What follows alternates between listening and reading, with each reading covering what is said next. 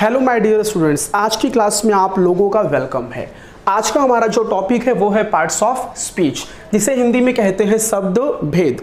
ये topic start करने से पहले कुछ मैं आपको बेसिक्स बातें बताने वाला हूं, तो प्लीज़ आप लोग यहाँ पे फोकस कीजिए। तो वो बेसिक्स बातें कौन सी हैं मैं यहाँ पे आपको एक्सप्लेन करता हूँ। देखिए, बेसिक्स ग्रामर की मैं बात कर रहा हूँ।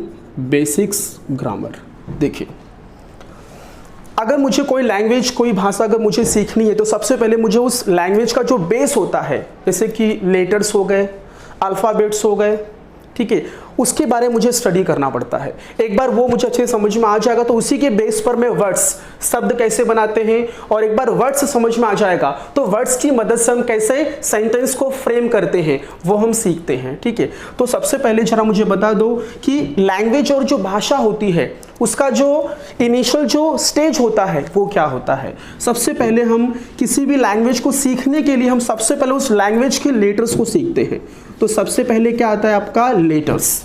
ठीक है, लेटर्स मतलब क्या हुआ, लाइक आपका ए, सी, एक्स, वाई, ये आपके क्या हो गए, लेटर्स के एग्जाम्पल हो गए। अब इन्हीं लेटर्स को जब मैं एक सिस्टमैटिक वे में अरेंज कर देता हूं, जैसे कि सपोज सिस्टमैटिक वे में अरेंज कर देता हूं, तो उसे हम लोग क्या कहते हैं पता, उसे हम लोग कहते हैं alphabets.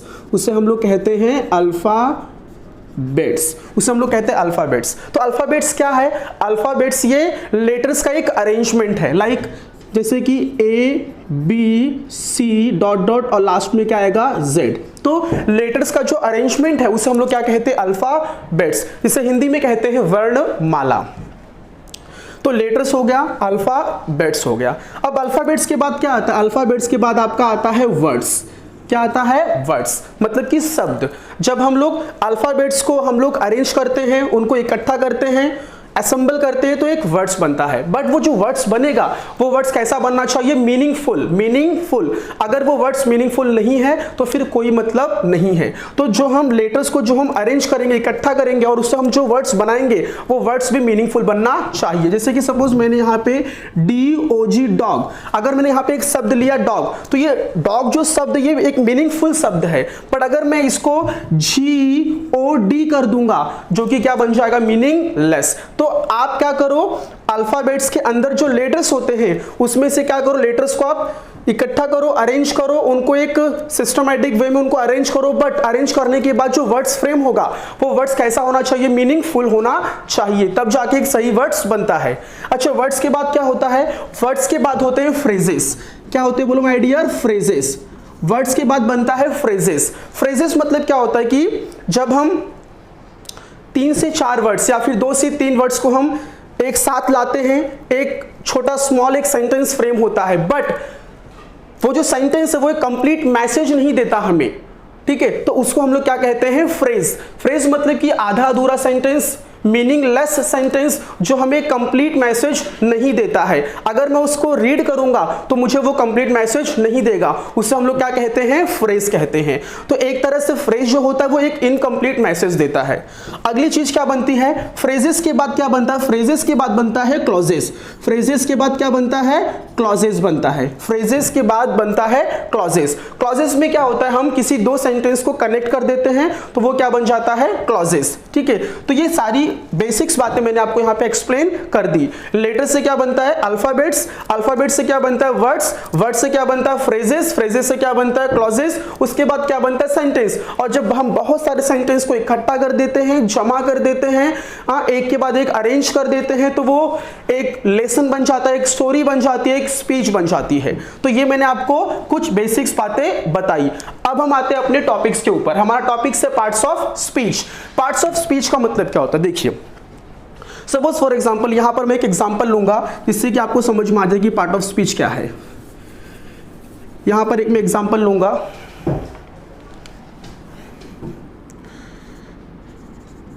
Sita is a beautiful girl. Sita is a beautiful girl. Sita is a beautiful girl. देखिए, ये जो सेंटेंस है, ये सेंटेंस के अंदर मैंने बहुत सारे वर्ड को यूज किया है, बहुत सारे वर्ड्स को यूज करके मैंने एक सेंटेंस यहाँ पे फ्रेम किए, ठीक है। बट ये सेंटेंस के अंदर जो मैंने हर एक वर्ड यूज किया है, ये हर एक वर्ड को हम कोई ना कोई एक नाम देते हैं, कोई ना कोई एक नाम देते हैं, ठीक है। उसे हम कौन सा नाम दें, उसे हम कौन सा नाम दें, उसी के बारे में हम जो आज यहाँ पे स्टडी करने वाले हैं उसे ही कहते हैं पार्ट्स ऑफ स्पीच।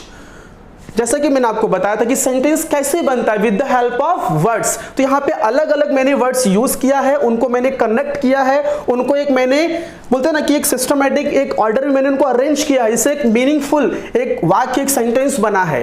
बट वो हर एक वर्ड को हम क्या नाम दें, उसी नाम के बारे में आज हम स्टडी करने वाले हैं, उसे ही कहते हैं पार्ट्स ऑफ स्पीच। जैसे कि यहाँ पे सीता, सीता एक किसी का नाम है, तो यहाँ पे हम सीता को कहेंगे नाउन। इज ये क्या है, इज ये एक हेल्पिंग वर्ब है जो कि सेंटेंस के सिचुएशन को बताता है कि ये सेंटेंस जो है, ये सेंटेंस आपका प्रेजेंट कॉन्टिन्यूअस मतलब कि प्रेजेंट की स्थिति को बताता है, ये प्रेजेंट वर्तमान की स्थिति को बताता है। उसी तरह से यहाँ पे अ कौन है बोलो, यहाँ पे अ जो है ये एक आर्टिकल है, अ एक क्या है, आर्टिकल है जो कि इनडेफिनाइट आर्टिकल है। अगली चीज क्या बोलो माय डियर, ब्यूटीफुल। ये जो ब्यूटीफुल है, ये ब्यूटीफुल सीता की क्वालिटी को बताता है, सीता को डिस्क्राइब करता है। तो यहाँ पे ब्यूटीफुल एक एडजेक्टिव है। और ये गर्ल क्या है, गर्ल ये एक नाउन है जो कि एक कॉमन नाउन है। तो यहाँ पे हम लोगों ने क्या क्या देखा कि सीता एक नाउन है, ये इज जो है ये हेल्पिंग वर्ब है, ये अ जो ये एक आर्टिकल है, ब्यूटीफुल ये एक एडजेक्टिव है, ये गर्ल एक नाउन है। तो यहाँ पे मैंने ये हर एक ईच वर्ड को एक मैंने कोई ना कोई नाम दिया, ठीक है। तो उसी नाम के बारे में हम आज यहाँ पे डीप स्टडी करने वाले हैं, उसे हम लोग क्या कहते हैं, पार्ट्स ऑफ स्पीच। मतलब कि भाषण जो बनता है, उस भाषण के अंदर हम लोग बहुत सारे वर्ड्स को यूज करते हैं, वो हर एक ईच वर्ड को हम क्या क्या नाम देंगे उसी के बारे में आज हम स्टडी करने वाले हैं, उसे कहते हैं पार्ट्स ऑफ स्पीच। तो आइए देखते हैं सीक्वेंस में वन बाय वन कि कितने पार्ट्स ऑफ स्पीच होते हैं। देखिए यहाँ पे टोटल पार्ट ऑफ स्पीच होते हैं 8। There are 8 types of parts of speech are there, उसको हम नंबर वाइज यहाँ पे सीखते हैं। आइए, सबसे पहला पार्ट ऑफ स्पीच है noun, number 2 pronoun, number 3 adjective, number 4 verb, number 5 adverb, number 6 preposition, number 7 conjunction, number 8 is interjection. Number 1 noun. अब नाउन किसे कहते हैं, सबसे पहले मैं नाउन की मीनिंग को रीड करता हूं यहाँ पे, फिर मैं आपको एक्सप्लेन करूंगा what is noun. A noun is a word that names a person, place, thing, animal और एब्स्ट्रैक्ट। नाउन क्या है, देखिए नाउन एक किसी पर्सन का नाम है, किसी प्लेस का नाम है, किसी थिंग का नाम है, किसी एब्स्ट्रैक्ट का नाम है। जैसे सपोज मैं यहाँ पे एक एग्जांपल लेता हूँ, मैं यहाँ पे भी क्लासरूम में लेक्चर ले रहा हूँ, तो मेरे क्लासरूम में मेरे आसपास में जो कुछ भी मुझे दिखाई दे रहा है वो सारी चीजें क्या है, नाउन। जैसे कि मेरा ये जो वीडियो जो शूट कर रहा है जो पर्सन है, वो पर्सन खुद एक नाउन, उसका नाम है राम। तो राम एक नाउन है जो कि एक पर्सन का नाम है, राम एक नाउन है जो कि एक पर्सन का नाम है। और ये जो वीडियो शूट हो रहा है, ये जो यहाँ पे लेक्चर जो ये कंडक्ट हो रहा है, ये किसी एक प्लेस पे कंडक्ट हो रहा है, और ये प्लेस का नाम है अंधेरी, अंधेरी, अंधेरी। तो अंधेरी एक प्लेस का नाम हो गया।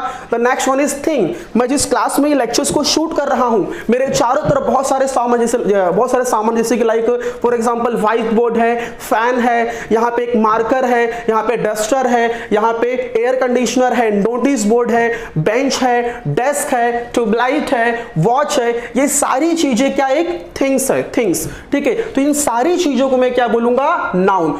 इसे और सपोज अगली चीज क्या, एनिमल। एनिमल में आप कुछ भी ले लीजिए, डॉग, कैट, बफेलो, काऊ, ये सारी चीजें, कोई भी जानवर हो, किसी भी एनिमल का नाम, ये सारी चीजें नाउन कहलाती हैं। अगली चीज क्या बोलो, एब्स्ट्रैक्ट नाउन, एब्स्ट्रैक्ट नाउन। अब ये एब्स्ट्रैक्ट नाउन का मतलब क्या होता है, एक ऐसा नाउन, एक ऐसी चीज जिसको हम फिजिकली देख नहीं सकते, बट वो चीज होती है, उसको हम देख नहीं सकते, छू नहीं सकते, ठीक है। लाइक उसको हम हिंदी में कहते हैं भाववाचक संज्ञा।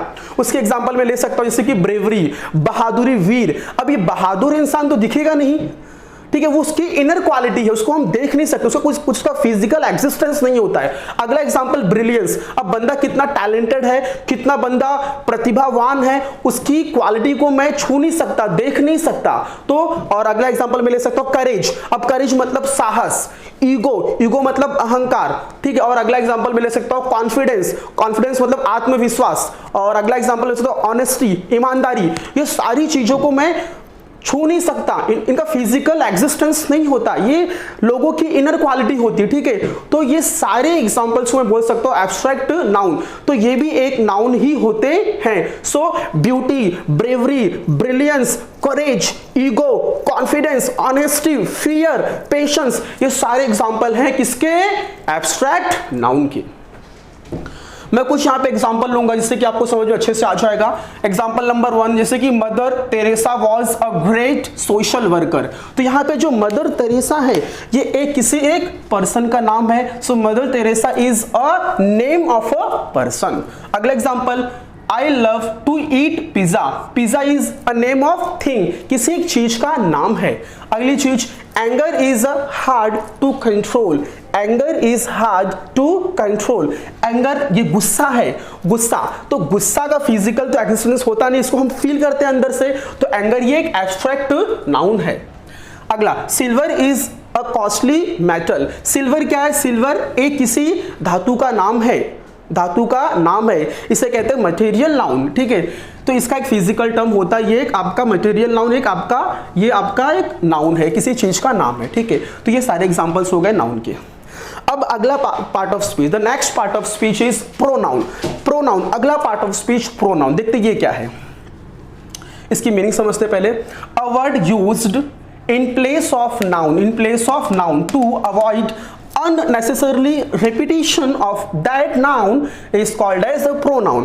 pronoun क्या होता है? देखिए, किसी भी सेंटेंस में, किसी भी स्टोरी में जब कोई एक नाम बार बार रिपीट होता रहे तो उसके रिपीटेशन को स्टॉप करने के लिए, जो अननेसेसरी जो रिपीट हो रहा है उसके रिपीटेशन को स्टॉप करने के लिए उस नाउन के प्लेस पे मैं जो अनदर वर्ड यूज करूंगा उसे मैं क्या कहूंगा? प्रोनाउन। तो एक तरह से ये प्रोनाउन सब्स्टिट्यूट का भी काम करता है, सब्स्टिट्यूट का भी काम करता है। ठीक है, तो आइए देखते एग्जांपल, जैसे कि I will go to the church. I will go to the church. तो यहाँ पे आई क्या? आई आपका प्रोनाउन है। He is not feeling well today. तो यहाँ पे ही क्या बोलो? ही एक प्रोनाउन है। Geeta is my friend, she is very beautiful. Her father is doctor. तो यहां पे गीता ये एक नाउन है, ठीक है। सी ये एक प्रोनाउन है। तो मैंने यहां पे गीता का नाम यूज न करके गीता के नाम के प्लेस पे एक अनदर वर्ड यूज किया, शी। तो शी क्या बन जाएगा? प्रोनाउन। तो मैंने यहां पे गीता वर्ड को बार बार रिपीट नहीं किया। देखिए यहां पे हर फादर इज डॉक्टर। तो मैंने यहाँ पे गीता का नाम यूज नहीं किया, गीता के प्लेस पर मैंने हर वर्ड यूज किया। तो मैंने गीता का नाम बार बार रिपीट न करके गीता के प्लेस पे सी और हर ऐसे वर्ड का यूज किया। तो ऐसे वर्ड को हम लोग क्या कहते हैं? प्रोनाउन। मैं ऐसा भी बोल सकता था कि Geeta is my friend, Geeta is very beautiful, Geeta's father is doctor, but मैंने गीता वर्ड बार बार यूज नहीं किया, उसकी रिपीटेशन को स्टॉप कर दिया और उसके गीता के नेम पे मैंने एक अनदर वर्ड यूज किया। गीता के नेम के प्लेस पर मैंने एक अनदर वर्ड यूज किया। वो वर्ड कौन सा था? सी और हर। तो शी और हर क्या होगा? आपका प्रोनाउन। अगला example, birds are nature's gift because they are beautiful. तो देखिए यहां पे बर्ड्स है, बट बर्ड्स के प्लेस पर मैंने बाद में कौन सा वर्ड यूज किया? दे वर्ड यूज किया। मैंने यहां पे दे वर्ड यूज किया। तो दे क्या बोलो? दे आपका प्रोनाउन है। मैंने दोबारा वापस से बर्ड वर्ड यूज नहीं किया, बर्ड्स के प्लेस पर दे वर्ड यूज किया। तो यहां पे दे क्या बन जाएगा? आपका प्रोनाउन। तो प्रोनाउन के एग्जांपल्स क्या हो सकते हैं? He, she, it, I, we, you, they, her, him, his, my, mine, her, ऐसे बहुत सारे एग्जांपल्स हो सकते हैं प्रोनाउन के। नेक्स्ट अगला example, next part of speech is adjective. The next one is adjective. अभी एडजेक्टिव क्या होता है? देखिए सबसे पहले इसकी मीनिंग को मैं रीड करता हूं। एडजेक्टिव का मतलब क्या होता है? अ वर्ड यूज्ड डिस्क्राइब और क्वालिफाई अ नाउन और a pronoun is known as adjective. मतलब कि ऐसा वर्ड जो नाउन और प्रोनाउन को डिस्क्राइब करे, उसको क्वालिफाई करे, उसके बारे में आपको बताए, नाउन और प्रोनाउन का आपको वर्णन करे, उसकी तरफ इंडिकेट करे, उसकी तरफ इशारा करे, उसके बारे में कुछ आपको एडिशनल इंफॉर्मेशन दे, उससे हम लोग क्या कहते हैं? एडजेक्टिव। तो एक ऐसा वर्ड जो नाउन को और प्रोनाउन को डिस्क्राइब करे, क्वालिफाई करे, उसके बारे में आपको कुछ इंफॉर्मेशन दे, उसका वर्णन करे, उससे हम लोग कहते हैं एडजेक्टिव। चलो उसका एग्जांपल लेता हूं मैं। देखिए, A city has tall building. A city has tall building. A city has tall building. देखिए टॉल, तो ये टॉल किसके लिए यूज किया गया है? अ सिटी के लिए, अ सिटी के लिए। अ सिटी हैज टॉल बिल्डिंग मतलब कि उस शहर में छोटा बड़ी क्या है? बड़ी बिल्डिंग है, बड़ी बिल्डिंग है। तो यहाँ पे जो टॉल वर्ड यूज किया गया है ये किसके लिए बोलो? अ सिटी के लिए, सिटी के लिए यूज किया गया है। The next one is she is stylish dresser. She is stylish dresser. तो स्टाइलिश कौन है? शी कौन है? स्टाइलिश है। तो ये स्टाइलिश वर्ड किसके लिए यूज किया गया है? शी के लिए, इसलिए स्टाइलिश क्या होगा आपका? एडजेक्टिव होगा। Girl has pink bag. Girl has pink bag. तो ये पिंक वर्ड, ये पिंक किसकी तरफ इशारा करता है? गर्ल की तरफ, मतलब कि उस लड़की के पास पिंक कलर का बैग है, पिंक कलर का बैग है। तो पिंक कलर का बैग किसके पास है? लड़की के पास है। इसका मतलब कि ये जो पिंक है ये किसकी तरफ इशारा कर रहा है? गर्ल की तरफ। ये पिंक गर्ल को डिस्क्राइब कर रहा है कि गर्ल के पास पिंक कलर का बैग है। Okay, next one is he is honest. He is honest. ईमानदार कौन है? ही। ईमानदार कौन है? ही। तो ये ईमानदार जो वर्ड है ये किसके लिए यूज किया गया? ही के लिए। और ये ही कौन है? प्रोनाउन है। तो ऐसा वर्ड जो नाउन और प्रोनाउन को डिस्क्राइब करे, उसके बारे में कुछ आपको बताए, उसका वर्णन करे, उसे हम लोग क्या कहते हैं? Adjective. You are a good person. तो अच्छा, गुड, अच्छा, अच्छा कौन है? यू, आप अच्छे हो। तो ये गुड किसके बारे में बता रहा है? आपके बारे में। और आप कौन है? प्रोनाउन है। तो गुड ने क्या किया? यू को डिस्क्राइब किया। So therefore good is a adjective. Next, अगला पार्ट ऑफ स्पीच, वर्ब। अब मैं वर्ब की बात करूंगा। वर्ब क्या होता है? देखिए, a verb is a word. A verb is a word which express an action or a state of being. Verb क्या है? Verb ये action को express करता है और state of being को show करता है। किसको? action को और a state of being को। अब ये action क्या होता है? देखिए, अब मैं एक ह्यूमन बीइंग हूं, तो मैं ह्यूमन बीइंग अपने बॉडी से जो भी एक्शंस करूंगा, जिस किसी भी एक्शन को परफॉर्म करूंगा, वो सारे एक्शंस क्या कहलाएंगे? वर्ब्स कहलाएंगे। जैसे कि मैं आपको पढ़ा रहा हूं, teaching is a verb. Teaching is a verb. मैं कुछ लिख रहा हूं, so writing is a verb. मैं दौड़ रहा हूं, रनिंग इज अ वर्ब। तो मैं अपने बॉडी से जिस किसी भी एक्शन को परफॉर्म करूंगा वो क्या कहलाएगा? वर्ब कहलाएगा। अब ये अ स्टेट ऑफ बीइंग का मतलब क्या होता है?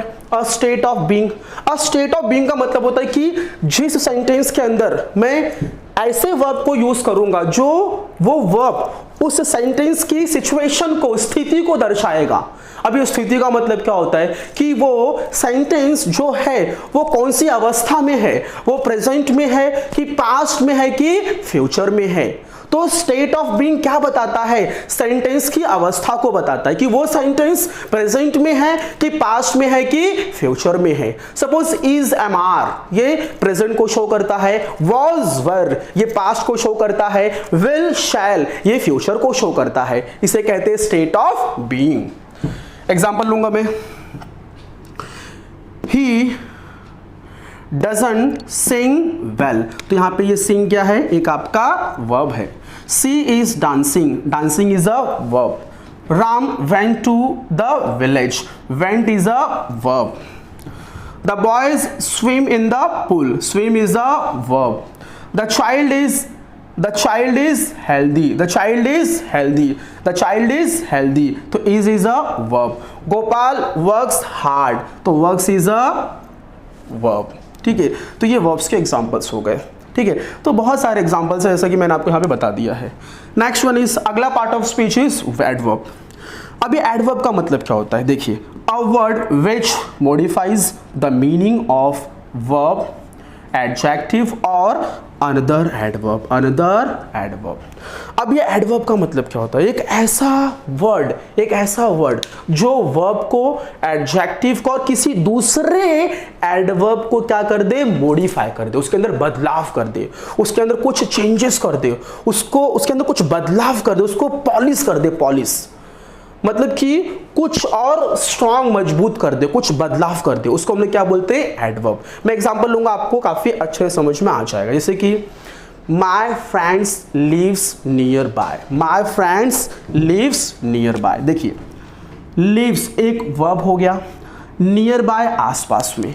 तो मैंने जब भी नियर बाय जो वर्ड यूज किया है, किसके लिए यूज किया है? लिव्स के लिए। रहता है, बट किधर रहता है? आसपास, नियर बाय आसपास। तो ये नियर बाय ने क्या किया? लिव्स को मॉडिफाई कर दिया, लिव्स को मॉडिफाई कर दिया, उसके अंदर कुछ बदलाव ला दिए। ठीक है, तो ये नियर बाय क्या हो जाएगा? आपका एडवर्ब हो जाएगा। The next one is Ram runs very fast, Ram runs very fast. देखिए ये वेरी है बेटा, ठीक है। तो ये जो वेरी है ना, ये वेरी ने क्या किया पता है? ये वेरी ने फास्ट को मॉडिफाई कर दिया। अब ये फास्ट क्या? फास्ट ये खुद एक एडवर्ब है। फास्ट ये खुद क्या है? बोलो, एक एडवर्ब है फास्ट। तो फास्ट ने क्या किया? सी फास्ट को वेरी ने क्या किया? वेरी ने मॉडिफाई कर दिया। देखिए अभी ये रन्स है, रन्स, अभी रन्स को फास्ट ने मॉडिफाई किया रहेगा। अभी मैं सपोज मैंने बोला रन्स मतलब दौड़ना, उसमें मैंने फास्ट वर्ड जोड़ दिया, तो रन फास्ट, तेजी से दौड़ना। तो फास्ट ने ये रन को मॉडिफाई किया, तो रन फास्ट, तेजी से दौड़ना। तो ये रन क्या? एक वर्ब है, वर्ब। और इस वर्ब को फास्ट ने क्या कर दिया? मॉडिफाई। और अभी ये फास्ट है खुद एक एडवर्ब है। अभी इस एडवर्ब को किसने मॉडिफाई किया? वेरी ने मॉडिफाई किया। Very fast, fast, very fast. तो वेरी ने एडवर्ब, एक अनदर एडवर्ब को मॉडिफाई किया। और रन्स एक वर्ब है, इस वर्ब को किसने मॉडिफाई किया? फास्ट ने मॉडिफाई किया। तो फास्ट एक एडवर्ब हो गया, फास्ट एक एडवर्ब हो गया। और इस फास्ट को किसने मॉडिफाई किया? वेरी ने मॉडिफाई किया। आ रहा है समझ में? वेरी ने मॉडिफाई किया, इसीलिए ये वेरी भी क्या बन जाएगा? आपका एक एडवर्ब बन जाएगा। ठीक है, तो ये सारी चीजें हो गई। She is surely the best students, she is surely the best student. तो यहाँ पे श्योरली क्या होगा? आपका एक एडवर्ब हो गया। इसने क्या किया? आपको द बेस्ट को इसने क्या कर लिया? मॉडिफाई कर दिया। He is very good player. ठीक है, अच्छा, वेरी गुड प्लेयर। तो गुड को किसने किया मॉडिफाई? वेरी ने मॉडिफाई कर दिया। ठीक है, तो she is very good player, very good player. तो यहाँ पे गुड को वेरी ने क्या कर दिया? मॉडिफाई कर दिया। तो एडवर्ब क्या होता है? आपको समझ में आ गया? वर्ब को, एडजेक्टिव को, और एक किसी अनदर एडवर्ब को जो वर्ड चेंज करेगा, बदलाव करेगा, उसके अंदर मॉडिफिकेशन लाएगा, वैसे वर्ड को हम लोग क्या बोलते हैं? एडवर्ब बोलते हैं। The next part of speech is preposition. ये बहुत इजी है। अ preposition is a word which shows the relation between the noun or pronoun, noun or pronoun and some other word in the some other word in the rest of the sentence. देखिए, the noun or a pronoun, some other word in the rest of the sentence. देखिए preposition क्या होता है? Preposition ये एक relation को बताता है, रिलेशन को शो करता है। किसके बीच में? In between. किसके बीच में? नाउन और प्रोनाउन, नाउन और प्रोनाउन, और उसी वाक्य के बचे दूसरे सेंटेंस के बीच में क्या करता है? रिलेशन को शो करता है। कौन? प्रीपोजिशन। ठीक है, एग्जांपल लूंगा, आपको समझ में आ जाएगा। The tiger jumped into the river, the tiger jumped into the river।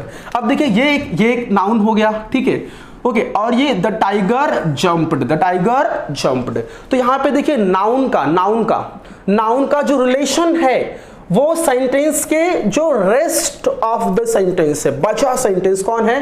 The tiger jumped into, the tiger jumped, तो ये रेस्ट ऑफ द सेंटेंस और ये एक नाउन है। तो ये नाउन और रेस्ट ऑफ द सेंटेंस के बीच का जो रिलेशन है वो कौन बता रहा है? इनटू बता रहा है। तो इनटू क्या बन जाएगा? आपका प्रीपोजिशन। अगला एग्जांपल लूंगा, आपको और समझ अच्छे से आ जाएगा। I study under street light, I study under street light. तो आई स्टडी और ये स्ट्रीट लाइट, ये दोनों के बीच का जो रिलेशन है वो कौन बता रहा है? अंडर बता रहा है कि आई स्टडी, मैं पढ़ता हूं कहां पर? Under the street light, street light के नीचे, उसके नीचे मैं क्या करता हूं? पढ़ता हूं। तो अंडर ने एक रिलेशन को बताया, एक संबंध को बताया, किसके बीच में? आई स्टडी और स्ट्रीट लाइट के बीच में। देखिए, सीमा विल गो टू दिल्ली, तो अभी दिल्ली एक नाउन हो गया आपका, और सीमा विल गो ये एक रेस्ट ऑफ द सेंटेंस हो गया, मतलब कि आपके पूरे वाक्य का दिल्ली को छोड़कर और आपके प्रीपोजिशन को छोड़कर जो बचा जो सेंटेंस, उसको हम लोग क्या बोलते हैं? Rest of the sentence. तो दिल्ली और सीमा विल गो के बीच का जो रिलेशन है उसको कौन शो कर रहा है, कौन बता रहा है? टू। तो टू आपका क्या बन जाएगा? प्रीपोजिशन, मतलब कि सीमा जाएगी, कहां पे जाएगी? दिल्ली जाएगी। तो टू ने क्या किया? टू ने एक रिलेशन बताया, एक संबंध बताया दिल्ली और सीमा विल गो के बीच में। The next one is conjunction. अगला पार्ट ऑफ स्पीच है conjunction. A word that joins two sentence, phrases, words और clauses is called as conjunction, is called as conjunction। देखिए, कंजक्शन मतलब क्या होता है? बहुत आसान है, कनेक्टिंग वर्ड्स। कनेक्टिंग वर्ड्स को हम लोग कहते हैं कंजक्शन। किसी दो वर्ड को, किसी दो फ्रेजेस को, किसी दो सेंटेंसेस को, किसी दो क्लॉजेस को कनेक्ट करने के लिए जो मैं वर्ड यूज करूंगा उसे मैं क्या कहूंगा? कंजक्शन। बहुत इजी एग्जांपल है, Manoj and Ravi are friends. देखिए यहां पे एंड वर्ड आ गया, तो मनोज और रवि को किसने जोड़ा, किसने कनेक्ट किया? एंड ने। तो एंड क्या है? कंजक्शन है। Next, I am not sad nor I am happy, तो यहां पे आई एम नॉट सैड को और आई एम हैप्पी को, ये दोनों सेंटेंस को किसने जोड़ा? नॉर ने जोड़ा। तो नॉर क्या बन जाएगा? कंजक्शन। अगला example, she is small but strong, तो यहां पे सी इज स्मॉल और स्ट्रॉन्ग, ये दोनों को किसने कनेक्ट किया? बट ने कनेक्ट किया। तो आपका बट क्या बन जाएगा? आपका ये बट बन जाएगा कंजक्शन। तो कंजक्शन बहुत आसान था, दो सेंटेंस, दो क्लॉजेस, दो फ्रेजेस, दो वर्ड्स को ज्वाइंट करने वाले कनेक्टिंग वर्ड्स को हम लोग क्या बोलते हैं? कंजक्शन। अगला और last, interjection. A word which expresses some sudden, अचानक, sudden feeling और इमोशन और excitement is called as interjection. मतलब कि ऐसे वर्ड जो अचानक आपके अंदर एक फीलिंग ला दे, एक इमोशन ला दे, एक एक्साइटमेंट ला दे, ऐसे वर्ड्स को हम लोग क्या कहते हैं? इंटरजेक्शन। एग्जांपल लेते चलो देखें, alas his father is dead, alas his father is dead. तो यहां पे जो अलास जो वर्ड यूज किया गया है, ये अलास वर्ड एक सॉरो दुख, इमोशन ऑफ सॉरो, ठीक है, इमोशन ऑफ सॉरो, एक दुख को व्यक्त करने के लिए, अचानक जो दुख व्यक्त हुआ है कोई बुरी खबर सुनकर, उस बुरी खबर जो मैंने सुना अचानक, उसके इमोशन को शो करने के लिए यहां पे अलास वर्ड यूज किया गया है। Hurrah we won the match, hurrah we won the match, मतलब कि मुझे बहुत खुशी हुई कि मैं मैच को जीत गया, हम लोग मैच को जीत गए। तो किसी जॉय, इमोशन ऑफ जॉय को शो करने के लिए हम लोग होरास वर्ड यूज करते हैं। अगला, well done you deserve a victory, well done you deserve a victory, मतलब कि आप इस विजेता के हकदार बनते हो। वेल डन, तो यहां पे वेल डन भी एक क्या है? आपका एक इंटरजेक्शन है। Yahoo I got my Diwali bonus, तो यहां पे ये जो याहू है, ये याहू आपके एक सडन जॉय को ये शो करता है। तो याहू क्या? इंटरजेक्शन है। तो इंटरजेक्शन मतलब कि ऐसे वर्ड जो आपके सडन फीलिंग्स को, सडन इमोशन को सामने ला दे। जैसे सपोज फॉर एग्जांपल होरा, ये किसके लिए यूज होता है? एक जॉय, इमोशन ऑफ जॉय को शो करने के लिए होरा वर्ड यूज होता है। अलास, इमोशन ऑफ सॉरो, कोई दुख की बात है, उस दुख की बात को एक्सप्रेस करने के लिए हम लोग अलास वर्ड यूज करते हैं। वैसे ही ओह, इमोशन ऑफ सॉरो, तकलीफ हुआ, इमोशन, दुख हुआ, emotion of sorrow. The next one is ouch, कुछ तो पेट में पेन, दर्द हो रहा है, आउच। तो आउच हमने अपनी पेन को शो करने के लिए, अपने इमोशन को शो करने के लिए मैंने आउच वर्ड यूज किया। तो इमोशन ऑफ पेन को शो करने के लिए मैंने आउच वर्ड यूज किया। Yahoo emotion of happiness, emotion of Joy, तो खुशी को जाहिर करने के लिए मैंने याहू वर्ड का यूज किया। वाव वाव। तो सपोज कोई सरप्राइज है तो इमोशनल सरप्राइज को मैंने शो करने के लिए वाव वर्ड यूज किया, ठीक है। तो होरा, अलास, ओ, आउच, याहू, वाव, ये सारी जो वर्ड्स हैं इन्हें हम लोग कहते हैं इंटरजेक्शंस, ठीक है। तो इस तरह से मैंने यहां पे सारे जो पार्ट ऑफ स्पीच के जो वर्ड्स थे, मैंने यहाँ पर आपको सारे जो वर्ड्स थे वो मैंने आपको एग्जाम्पल के साथ में पूरा मैंने आपको समझा दिया है, ठीक है। ये सारे नोट्स हैं, इसको आप थोड़ा सा जूम करके इसका स्क्रीनशॉट लेंगे तो आपको ये सारे वर्ड्स ज़रूर दिखाई देंगे, ठीक है। तो आप लोगों को कैसा ये वीडियो लगा, आप लोग इसको देखिए पूरा अच्छे से और नीचे आप कमेंट कीजिए, ठीक है। हमारे चैनल को सब्सक्राइब कीजिए, लाइक कीजिए और शेयर कीजिए। Thank you so much for watching. धन्यवाद।